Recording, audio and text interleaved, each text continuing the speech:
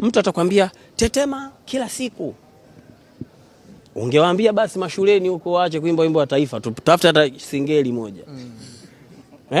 Mungu ibariki Tanzania. Lakini kila siku shikamo mwali. Nenda hata leo wewe umesoma mwaka gani si shule? Ni vile vile. So kuna nyimbo zingine ukipata Mungu akubless. Alafu ni wimbo wangu nimwachie nani? Kwa tetema ili tuko na perform pale, mtu anakuambia tetema mwaka huu. Tetema ni wimbo mpya, if you don't know. Inaitwa Oh Mama Tetema, imetoka mwaka jana. Mwaka jana na sasa hivi inawezekana miezi 8, 7.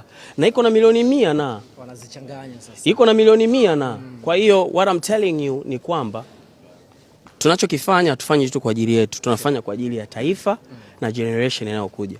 Wewe unaweza ukasema unaongea au unataka umdogoshe Rayvanny, uwezi bro. Uwezi bro. Yani mtu hata ongea tu media sijui nani eti wewe hamna kitu. I see you like a stupid kwa sababu I'm telling you, nikimaliza interview na wewe hapa nasubiriwa na Rolls Royce nje hapo. Do you know how much it cost? So much. What are you talking? Nikilala kwangu sina haja kuwasha feni au AC. Napigwa na upepo wa Mungu. Niko rooftop. Sina nyumba za kukaa ghorofa 2 mimi. I'm not bragging, but I'm telling you kwamba vitu vingine unatakiwa ujifunze.